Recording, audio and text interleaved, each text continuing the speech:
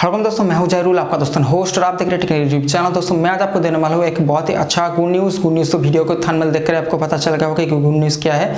CSC में जो आधार का जो काम है फिर से चालू होने वाला है, क्योंकि हमारा जो आईटी मिनिस्टर है, सेंट्रल आईटी मिनिस्टर, उन्होंने एक ट्वीट करके बता दिया है कि सीएससी में फिर से जो आधार का काम है वो चालू होने वाला है। लेकिन इस ट्वीट के अंदर एक ट्विस्ट भी है, ठीक है।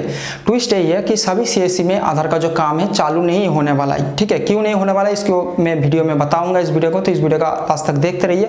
लेकिन दोस्तों वीडियो को शुरू करने से पहले अगर आपने मेरे चैनल को सब्सक्राइब नहीं किया तो सब्सक्राइब कर लीजिए, साथ में साथ बेल आइकन की भी दबा दीजिए, क्योंकि हर वीडियो का नोटिफिकेशन आपको जल्द से जल्द मिल जाएगा। और अगर आपको इस वीडियो का अच्छा लगता है तो लाइक करना, शेयर करना, ठीक है।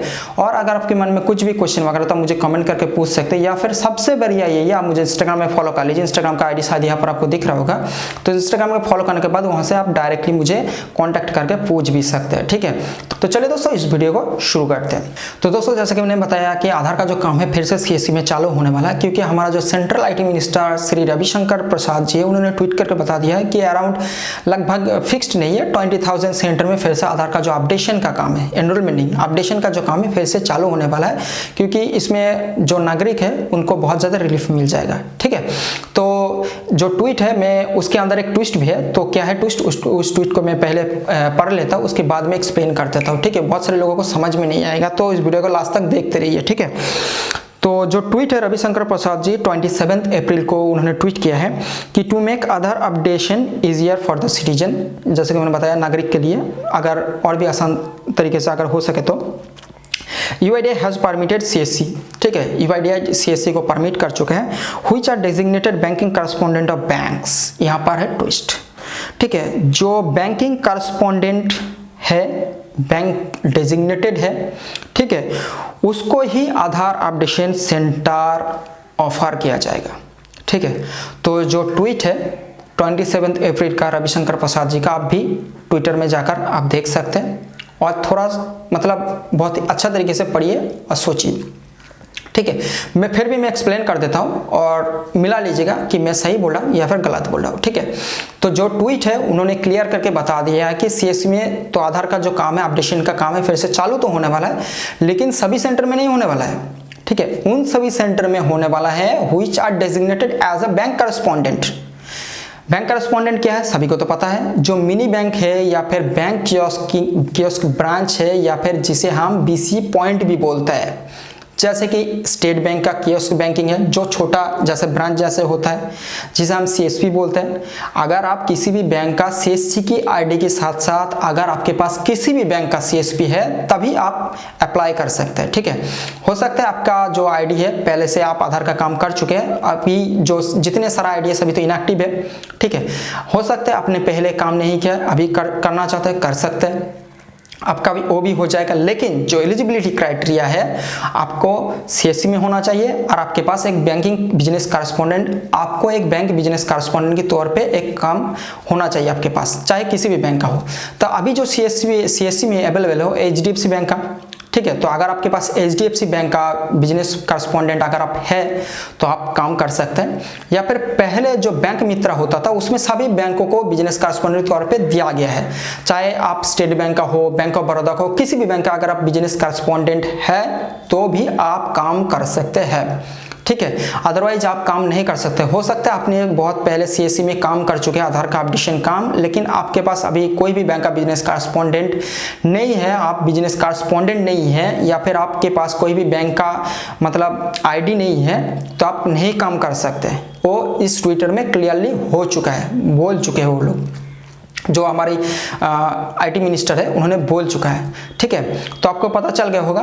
तो पहले जो आधार का जो काम है प्राइवेट सेक्टर में, सभी प्राइवेट सेक्टर में होता था, या फिर गवर्नमेंट सेक्टर में या फिर CSC में होता था, ठीक है। उसके बाद हमारा जो मतलब फॉर्मर फाइनेंस मिनिस्टर है श्री अरुण जेटली, उन्होंने क्या किया, उन्होंने बैंक और पोस्ट ऑफिस को इसको हैंड ओवर कर दिया, मतलब जो भी सर्विस है बैंक और पोस्ट ऑफिस को इन्होंने हैंड ओवर कर दिया कि बैंक और पोस्ट ऑफिस में आधार का जो काम है वहीं पर होगा, अदरवाइज किसी भी जगह पर नहीं होगा। क्योंकि जो प्राइवेट सेक्टर है या फिर CSC है उसमें बहुत ज़्यादा करप्शन हो रहा था, बहुत ज़्यादा डॉक्यूमेंट फोर्जरी हो रहा था, ऐसे उन्होंने बताया, ठीक है।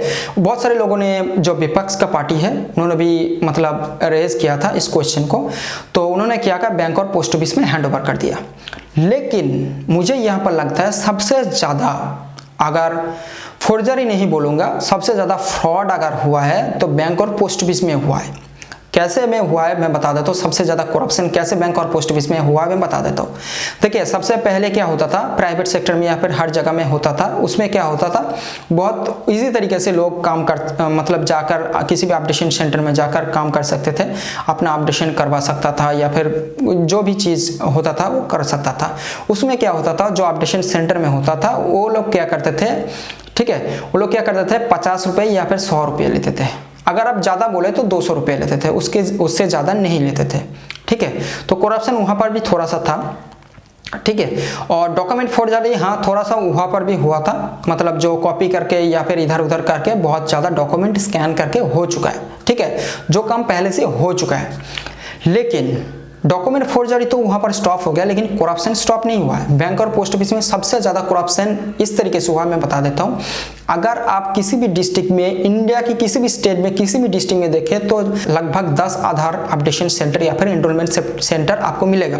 ठीक है, लेकिन वहाँ पर एक अपडेशन सेंटर में अगर हर रोज होता है तो लगभग एनरोलमेंट और अपडेशन मिलाकर 50 होता था, मैक्सिमम होता था तो 50 होता था, उससे ज़्यादा नहीं होता था। लेकिन उसमें जो लोगों का लाइन लगता था वो 200 या फिर 500 तक पहुंच जाता था हर रोज।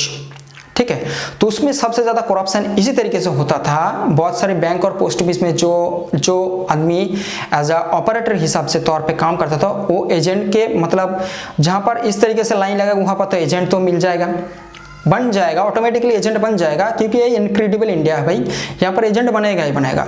ठीक है, तो यहाँ पर क्या हुआ, एजेंट बन चुका था, तो एजेंट क्या करता था, उस ऑपरेटर को मिलकर मतलब 500 या फिर 1000 रुपये में, या फिर हो सकता था कि बैंकिंग टाइम ओवर होने के बाद उन लोगों को एंट्री देकर आधार अपडेशन या फिर एनरोलमेंट करवा देता था। ठीक है, वहाँ पर क्या करता था, मिनिमम 500 से 2000 तक जाता था जो रेट था। ठीक है, या फिर बहुत सारे लोग ऐसे हैं जो गवर्नमेंट के रूल्स एंड रेगुलेशन की जो गाइडलाइंस है उसके हिसाब से काम करते थे, नहीं एक पैसा लिया, ठीक है, जो काम है जैसा काम है वैसे ही किया। लेकिन यहाँ पर एजेंट एक्टिव यहाँ पर भी हो गया। कैसे हो गया मैं बता देता हूँ। देखिए, 50 एनरोलमेंट होगा एक दिन में, 50 अपडेशन या फिर एनरोलमेंट होगा, वहाँ पर 500 लोगों को लाइन लगा हुआ है। ठीक है, तो जो लोकल लोग थे, बहुत सारे लोग ऐसे क्या होता था, एजेंट बन चुके थे जो पहले से लाइन में खड़ा होते थे। ठीक है, मतलब सुबह सुबह जाकर लाइन में लग जाते थे, या फिर 2 या 3 दिन से लाइन में खड़ा होते थे। और जो दूसरे में बाद में जो लोग आते थे वो लोग देखते थे कि भाई मतलब जिसका इमरजेंसी था वो भी देखते थे, भाई अगर मैं यहाँ पर अपडेशन या फिर एनरोलमेंट करूँ तो मुझे 5 से 6 दिन तक लाइन लगना पड़ेगा। ठीक है, तो वो लोग क्या करते थे, उसको लाइन बेच देते थे। ठीक है, जो लोकल एजेंट थे वो क्या करते थे, इन लोगों को वहाँ पर घुसा देते थे कि भाई ये मेरा आदमी है, मैं यहाँ पर खड़ा था, इसको मैं यहाँ पर दे रहा हूँ, ये काम करेगा। ठीक है, और वहाँ से क्या करते थे, जिस आदमी को उस लाइन में घुसा दिया उसके पास से 500 या फिर 2000 रुपये तक ले लेते थे। तो इसी तरीके से मुझे लगता है कि सबसे ज़्यादा करप्शन बैंक और पोस्ट ऑफिस में हुआ था, क्योंकि पब्लिक के पास ऑप्शन नहीं था। ठीक है, लेकिन अब गवर्नमेंट ने जो काम किया है मुझे लगता है बहुत अच्छा स्टेप लिया है, बहुत ज़्यादा मतलब इम्पैक्ट पड़ेगा इस करप्शन के ऊपर। मुझे लगता है कि जो पैसा का जो मतलब जो सर्कल था, ठीक है, जो साइकिल था, इसी तरीके से लूटा जाता था जनता का पैसा, वो अब नहीं जाएगा।